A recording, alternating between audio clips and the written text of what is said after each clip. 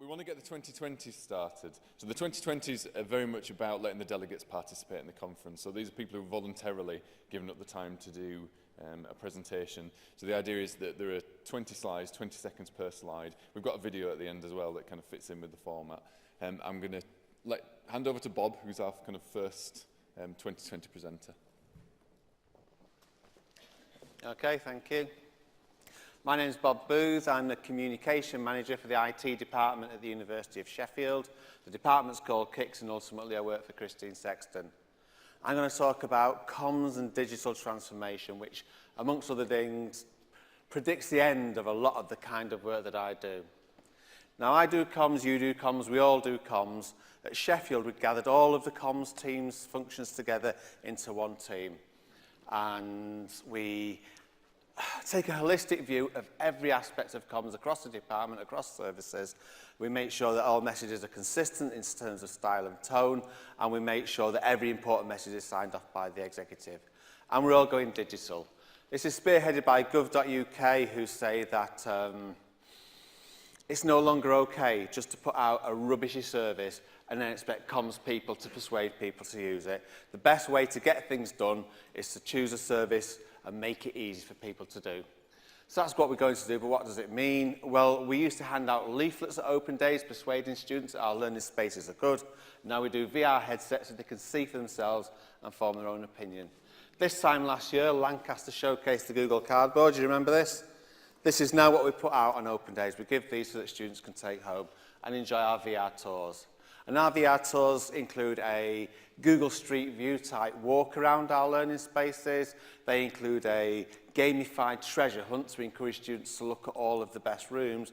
And they include a 360 video tour with audio narration. And hopefully that will make them choose Sheffield. If they do choose Sheffield, we'll be ready to greet them with the Apple Store experience. Very clean, professionally branded presents at the welcome weekend with matching posters, stand, pop-ups, t-shirts, all sorts of things. It looks a very professional first impression of IT. It reassures students and their parents. But then we meet the students a few days later at the Freshers' Fair, and it's a lot more of a relaxed atmosphere. We run a bar pong event where they can win IT prizes, but we're really there to promote IT services, so everybody wins a leaflet. But it's not any old leaflet. The whole event is sponsored by Domino's Pizza, so our leaflet is modelled on those 2-for-1 special offer fast food things that drop through your letterbox. We describe all of the services that students get anyway in terms of some kind of IT deal, and all of the individual images that make up the leaflet we post on social media throughout Intro Week. And we make all of our comms mobile, optimised and shareable by default. Our most shared story is our Leaders campaign, really, really popular. We don't have a specific strategy for social media, we don't have a specific strategy for video. They're just tools that we use as appropriate to amplify our message. And we're expected to be innovative and to take risks. And innovation is great, but the most powerful communication channels available to us is email. Once a month, we send out an email news to the university, to staff and to students, gathering news from across all the sections of the department.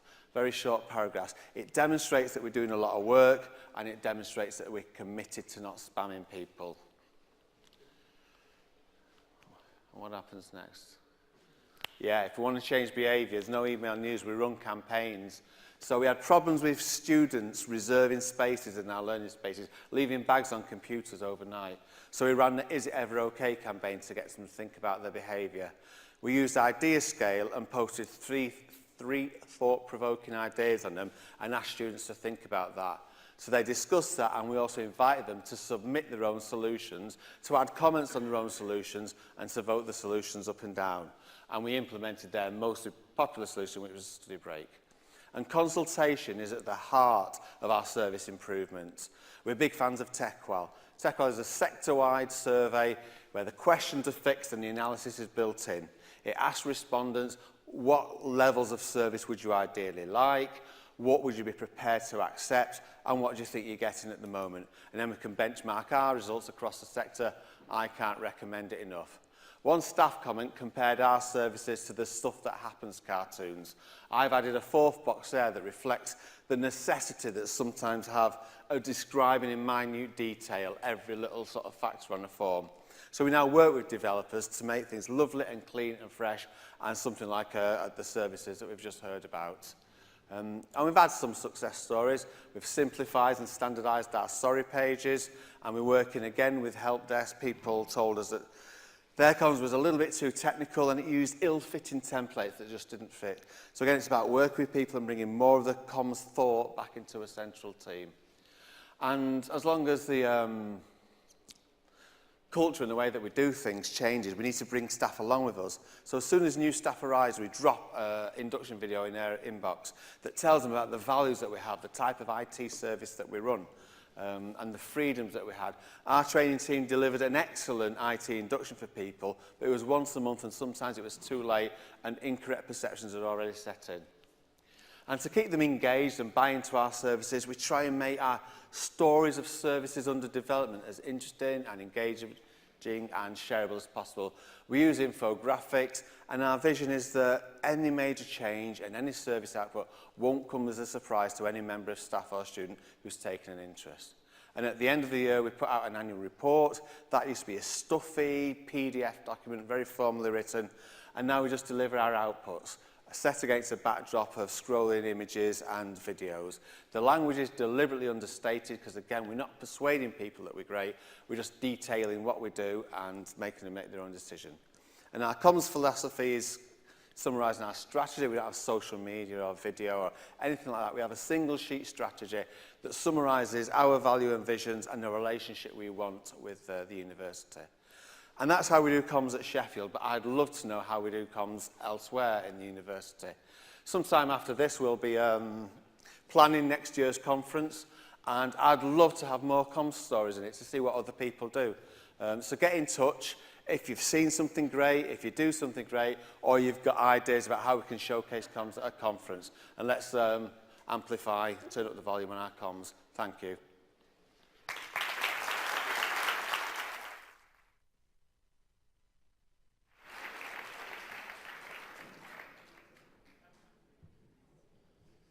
Thanks, Bob. That was brilliant.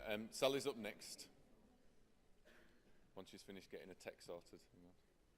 I think that kind of invoked a lot of really interesting things for me. I'm kind of a bit jealous, really, of how they do comms at Sheffield. There's a lot to take away. Sal? Thank you. Okay, so a slightly unrehearsed 2020, so you could be in for a bit of a bumpy ride on this one. So, hello, my name is Sally, and for those of you that don't know me, I'm a shoe-loving, tea-drinking northern lass. I have an absolute passion for IT service management, service desk and customer service. Previously worked at the University of Leeds as service desk manager, but on the 1st of December 2015, I joined Leeds Beckett University as the head of end-user services. Today I want to talk to you about the important role that universities play in society. One of the greatest benefits of higher education is that they can open up the pathway to social mobility. And for many of our students, the opportunity for a university education can be a life-changing experience, as actually it was for me. I was fortunate enough to benefit from the widening participation agenda back in 2001, and this opportunity has left me with a lifetime love and passion for our sector. I just want you to know how lucky we are to be working in these amazing organisations that make a difference to people's lives. My life didn't get off to a great start. I had a very unsettled, unstable and troubled childhood. One of 4 children, 2 older sisters and a younger brother. By the time I was 15, moved house over a dozen times, and my mum was by that point on her 4th husband. And then at the age of 16, I found myself living in a homeless hostel. Now, I was trying to stay on the straight and narrow. I was studying for my A-levels, trying to hold down a part-time job. But it was a difficult time in my life, and I was starting to make some really, really bad choices. A few months into 6th form, and I found out that I was pregnant. Now, this was the early 90s. There was still very little provision for teenage mums within the higher education, within the education sector. And given that I went to a church school, it wasn't really that surprising when I was asked to leave. And that was it for me, I thought, the end of education. And so for the next few years, I focused on taking care of my family and holding down a number of part-time jobs. I've worked in some terrible places. I've packed vegetables in a carrot factory, worked on a pie and pea stall, and my all-time favourite, barmaid in local working men's club. I married at the age of 23, and by the time I was 25, I'd become a full-time stay-at-home mum. But the death of my dad in 1999 had significant impact on me. I wasn't enjoying being a full-time stay-at-home mum, and I decided to enrol in a college course. At this time, I could barely turn on a PC. I had heard about this thing called the internet, and so I wanted to find out more. I loved being back in education, and I loved my course. It wasn't so much the technology, but it was what the technology could do for me. And I followed up my part-time course with an access to computing qualification, retaking my maths and English GCSE at the same time, but still juggling home life and 3 kids. So in 2001, I enrolled as an undergraduate at Leeds Metropolitan University, as it was in them days, and embarked on 4 years of balancing family life with full-time studies. Wasn't easy. I was one of only a handful of women on my course and the only one with young children, very much fish out of water. And I'll be honest, there still wasn't that much support for mature students with kids at that time, and I found myself having to resit my second year. However, in 2006, I finally graduated with a 2-1 in computing from Leeds Metropolitan University. The first of my generation, the first person in my family to get a degree. After graduation, I knew I wanted to work in HE, so I applied for just about every job at the University of Leeds and Leeds Metropolitan University. 40 applications and several interviews later, I was offered the role of YH-Man Administrator at the University of Leeds, and finally a proper job. So, spent the next 9 years working at the University of Leeds in a variety of ITSM roles, including Incident Manager and Service Desk Manager, finally finding the area of IT that got me the most excited. I've always been really passionate about customer service, and so here was an area that played to my strengths, because to me it's about people. So during my time at Leeds Uni, I was given the funding and support to undertake further study via a distance learning programme, and in 2013 I completed an MSc in IT Service Management. Again, had to balance family life with work and studies, but I'm so thankful for this opportunity. Confirm my love of HE. This brings me to the 1st of December 2016 and my first day at Leeds Beckett. Very surreal experience being back in the Grange, a lovely old manor house, but where as an undergraduate I spent much of my first and second year. And I have to say, it really did feel like a homecoming. So, going to uni wasn't just a life-changing experience for me though. It also changed the life of my family. New job provided us with financial stability, and we were able to buy our first home, moving away from a very rough inner city council estate to a lovely small village near Selby, giving my kids the childhood I'd only dreamed about. And it goes beyond that. I'd like to think my passion and my love for this sector has influenced my children. On a hot summer's day in 2014, I watched my eldest daughter Holly graduate from York Uni. One of the happiest days of my life, and I have to say, hats off to York, because they really know how to put on a party. Now, this is my middle one. Not a natural academic, always found school really difficult, but again, thanks to a widening participation agenda and the offering of a much broader range of courses these days, this little beauty will be starting university in September, studying a foundation degree in TV, film and theatre makeup.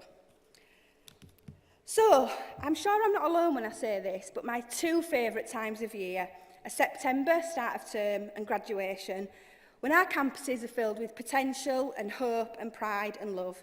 I'm so happy to now be working at the university that gave me my start and sparked my love and passion for the higher education sector. And so I just wanted to remind each person here today that our unis are full of remarkable people with just remarkable stories. And I try to ensure that I put staff and students at the heart of service improvement, because I know that for every single one of our students, a university education can actually be a life-changing experience. Thank you.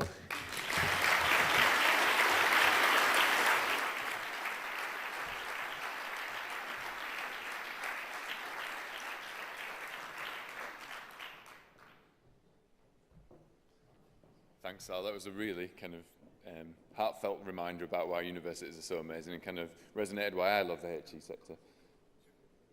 Are we all right, guys? We're good to go? Right, I'll hand you over to Tim.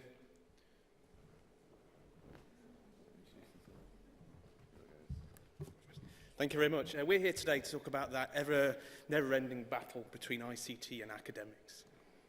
Just a bit of introductions first. My name's Tim Ingham. I am the operations manager at the University of Lincoln. My job is basically service delivery role. I'm also a problem manager. I'm the print manager. And at the moment, I'm also the service desk team leader. I'm doing quite a few roles at the moment, but essentially, overall, I'm here to talk from an ICT service delivery point of view. And my name's Kerry Pinney. I'm a digital education developer and I work in the Educational Development and Enhancement Unit, which is a nice long title.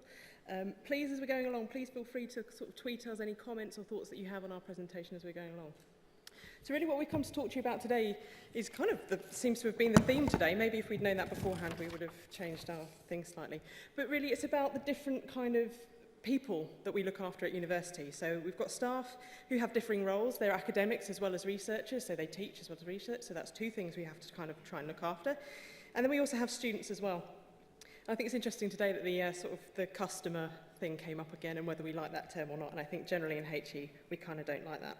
And really we're here to talk about kind of that business versus learning and teaching kind of thing that seems to go on at universities. So what we did was, when we started writing this, we sent out a survey, and we asked staff, I sent out a survey to academics, and Tim sent out a survey to his ICT staff, and we asked them to tell us a little bit about their relationship. So what relationship do they have with each other? Do they feel they're understood and understand each other? What are their positive and negative experiences? And also, what support do they feel they have? Do they feel supported at all? So these are the kind of academic responses that I got, and I have to say they were pretty balanced, so they weren't all bad. Let me just start by saying that. But I thought this one was really interesting. A faceless organisation that systematically fails to support me, which I thought was pretty damning, really, overall. We then had, about empathy, and I think that's come up a lot today, and Sally kind of just reminded me of it. This understanding who your people are and what they need and what what they need from us. And Andrew said it as well, that if we don't look after them, if we don't understand them, they'll go around us and we'll put in the wrong thing, generally speaking. So this one, yeah. They know it doesn't work and there's nothing that they can do. I don't know about you, but I hear that a lot. So I'm sort of stuck in between ICT and educational development, and I hear that one a lot. I didn't bother to tell them because they're not going to do anything anyway. Seems to come up a heck of a lot.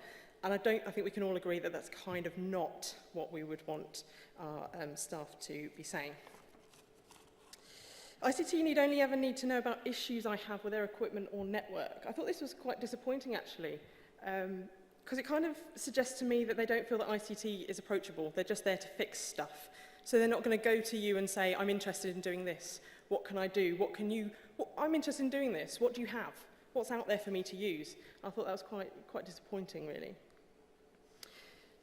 Set up to meet ICT needs rather than academic needs. I think that's come up quite a few times today. So the ability to customize things, to download what they need to use. And I think the perception really is that you put in what you think people want, not what they actually want. And of course, they don't understand the process that you go through in doing that. I think we have to be careful of those dangerous assumptions. We assume what people want. How often do we actually bother to ask them? I liked this one, and I sort of left this one to last to kind of lift us a little bit. But I like to think of them as allies in our struggle to improve teaching, not a barrier. So we've got lots of horrible things coming up in higher education. It's changing desperately. We've got a TEF coming along just to add an extra bit of pressure on us. But I think that's really nice, and it shows that actually academic staff are open to working with you. And actually, if you can develop that relationship and start to be an ally and work with them, we can actually do some really incredible things. So again, we put the same survey out to ICT and got actually very similar, but also slightly differing views and opinions. I think for ICT staff, it was quite polarising. You had very positive responses to work in academics and also very negative responses. And I think the negative responses had come from one-off encounters where an academic had been maybe very frustrated or very demoralised by the situation, and that had caused that member of ICT to forever think that every academic is a negative individual. And I suppose it goes on the flip side, it works for academics as well. If they encounter one incident of bad service, they're going to believe that ICT is always delivering bad service. I think one of the other things, the things that ICT staff felt was this demand for things to happen without any consideration about time or processes. We love our processes. People here might like ITIL and they might hate ITIL. We try to incorporate business processes where academia doesn't always follow the same route. So an academic will want something now, but not realise how many people or how much money or how much time needs to go into getting that request fulfilled. I think this was the biggest one for me. This was kind of the bit of a kick in the teeth, a bit of a reminder where you get very complacent is everyone in this room probably thinks they know what an academic does, but I bet if I asked everyone in here, they'd come up with a very different response. We are making a lot of assumptions about what an academic does in their daily life. We assume they do teaching, we may assume they do research as well, but what do they do from 9 till 5, 8 till 6, whatever hours they work? And I think this is a key driver for me for after this presentation is actually to go back to my team and we'll explain how we're going to do that, but to actually try and reach out to get academia back into ICT so that ICT staff can understand exactly what they do on a daily basis. I'm going too fast.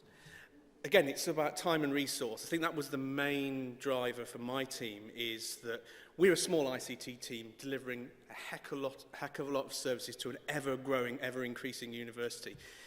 And there is so much time and resource elements thrown upon us that we have to consider lots of different things when we're dealing with requests. Academics might not understand and they might not want to understand. But again, there was positives. Many of our team understood the need to understand academics. They are a different breed of people. They understand they have unique requirements. It's not about one size fits all. And I was encouraged to see that people wanted to know and that people realised that we are all important in the whole university cycle. Just a quick summary of exactly what we found. A lot of the things were very similar, but from both sides, from academia and from ICT. This is how I describe academia in our university. We are very encouraged to look at the student experience. We are very encouraged to deal with the business side of university, like HR, finance. And they're squashing out academics. Academics are actually fundamental to both sides, but as we concentrate on the students and as we concentrate on the business, the academics are kind of getting pushed back when really they're integral to all this kind of thing. And I think sometimes we perceive student experience to be just what the students are experiencing with us, but actually they're experiencing things through the academic colleagues as well. So we need to take stock that realise academics should be really joined up in one big circle with the other two. So we, do you want to talk about Wayne? Yes, Wayne. I shouldn't have, my colleague Wayne is a very interesting individual. He's very technically based and very set in his ways to a certain extent. He went to a digital leads meeting. Digital leads are academic digital leads across the whole of the university. And he was put on the spot about a very minor issue about PCs in lecture theatres. And that is a direct quote from him. When he walked out of that meeting, he came back and he was battered, he was browbeaten. But he realised that we and ICT were at fault, and from that point, we realised we had to do something to reconnect with academic colleagues because we'd failed them on multiple areas, and they were simple things that we could have fixed if we'd actually listened to what they had to say. So what we're going to do is we're having a standing member of ICT come to our digital leads meetings. So if there are things that staff want to raise, they feel that there's actually somebody they can raise it with, and then what we've asked ICT to do is always go back to them and say, you brought this up, we've done this afterwards, so that they feel that they're actually getting something from it. Tim has been going along to school team meetings, so again, another way that staff can feed back to ICT in a way that's supportive and nice for them, and you found them quite interesting, haven't you, Tim? Yes, it's very encouraging. Already they're seeing some things happening within the last couple of weeks, so it's been very useful. And we're going to develop a session together called A Day in the Life Of, and we're actually going to get some academic staff and ICT members of staff to tell each other what they actually do and the processes that they go through every day, so that ICT understand academics and academics actually understand ICT. So hopefully we start to get that working together. Through the whole process, what we kind of realise is it's really easy to blame ICT. and it is. They want it to work. I think that's come up about 7 times today. They just want it to work. They don't care how you make it work. They don't really care how long it takes you or how difficult it is. They just want it to work. And so if it doesn't, they're going to blame you. And we found that actually it's quite easy. And a lot of them did qualify their thing and say, actually, I get really good service from individuals, but as a whole, ICT don't support me. And we said already, there's a lack of understanding on both sides. ICT really don't understand fully what an individual academic will do, and likewise, academics may not understand what ICT do within the university itself. And it kind of links up with the main one, and there are many songs written about it, but we're all in it together, we're all working together. We should all be working for the same goal. And I think somewhere, certainly in our institution, we've gone right, they've gone left, and we actually need to join up. And I think that's good to reflect on that and realise, what are we there to do? And who are we actually there to benefit the most, and that's the students at the end of it. And there we are. Sorry, we haven't got any badge codes for you. Sorry. Sorry.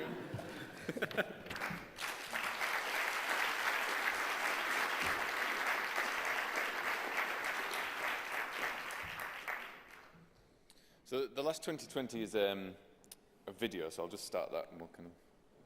Nope, sorry. You got it, guys. Sorry, my fault.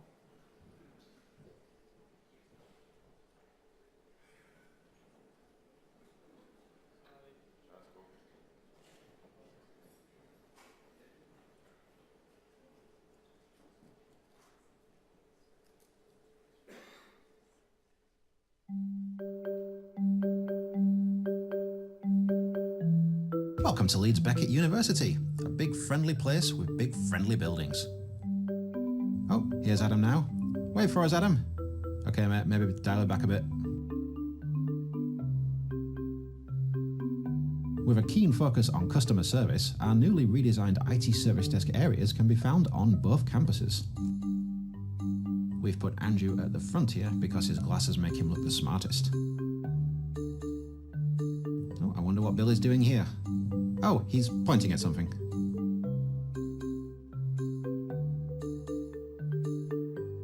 Working in end user services is great fun. I work with some really great people, both within the department and within the local team that I work in, but also with colleagues external to the department.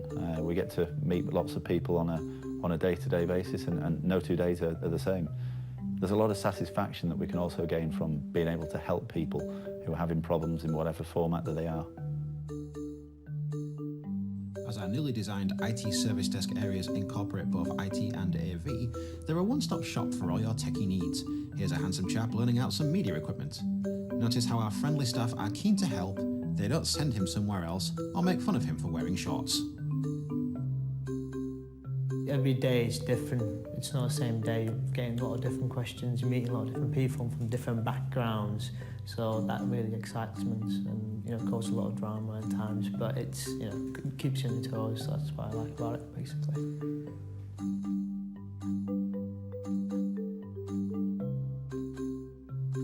Our 2 campuses are actually just a short bus ride away from each other. Hopefully you spotted the pub at the halfway point there. Our snazzy libraries are packed out for all of your IT needs, whether you're manipulating important spreadsheet data in Excel, or using our printers to make a flip book of Sally for whatever reason. I really love the people. I love working with the people. They're really enthusiastic, they're really passionate. It's very fast-paced, which suits me, and there's lots of challenges, which also suits me, and actually it's quite good fun as well. I'm looking forward to all sorts of things. The SDI audit is really high on my list of things I'm looking forward to, or the aftermath of that, the list. I'm looking forward to getting properly embedded on our new office spaces, and I'm really looking forward to going forward as a team to really build on our customer-centric service culture. Skype for Business, I'm really excited to see how that looks as it's rolled out across the university. We've got the mobile app coming, so that's also really exciting. And actually just working with all the teams, following the convergence of media and IT, and seeing how that all comes together. Increasing knowledge base, providing great customer service to customers, bringing a smile to them, working with the team, bringing them together, and helping one another in the team basically, and just growing knowledge-wise.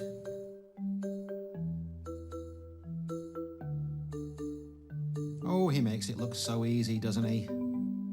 Classroom montage!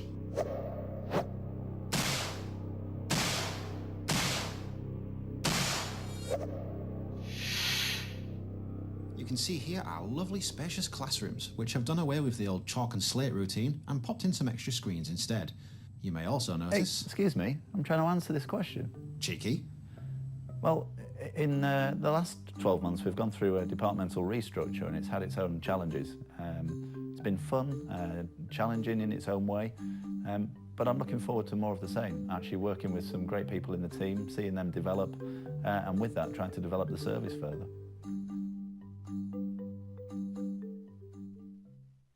Fun. Fun. Fun.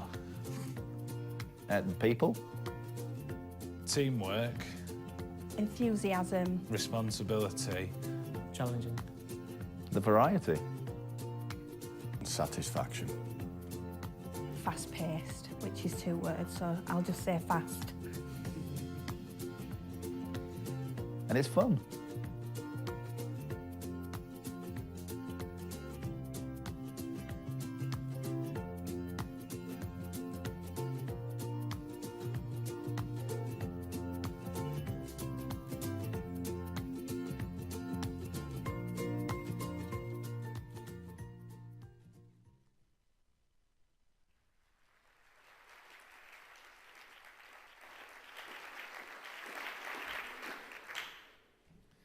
Weren't they brilliant? I love the 2020s. I like the pace of them and just the kind of variety of things we've got.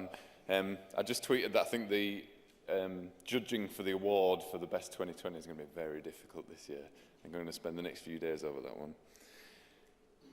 That's it for the conference for today. We'll close. Close for business. The drinks reception is in the exhibition at 6:30 tonight. Where I think there'll be some more information about the treasure hunt from Chris. So please come on to that. And then dinner is in the John Charles Suite with a cash bar at 7:15. So other than that, say thank you very much, and we'll see you all later on. Thank you.